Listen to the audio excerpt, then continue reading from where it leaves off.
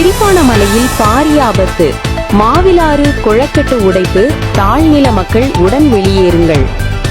திரிகோணமலை மாவட்டத்தின் சேருவில பிரதேச செயலாளர் பிரிவில் உள்ள மாவிலாறு அணைக்கட்டு உடைப்படுத்துள்ளதன் காரணமாக பாரிய வெள்ளப்பெருக்கு ஏற்பட்டுள்ளது.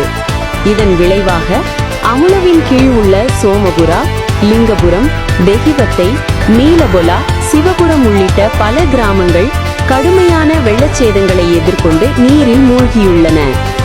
மாவிலாறு நீர்த்தேக்கத்தின் கரை சுமார் 13 இடங்களில் உடைந்துள்ளதாக தெரிவிக்கப்படுகிறது.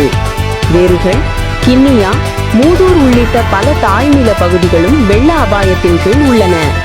இதன் காரணமாக சுற்றுப்புற தாழ்வான பகுதிகளில் வசிப்பவர்கள் உடனடியாக வெளியேறி நியமிக்கப்பட்ட பாதுகாப்பான இடங்களுக்கு செல்லுமாறு உடன் அறிவுறுத்தப்பட்டுள்ளனர்.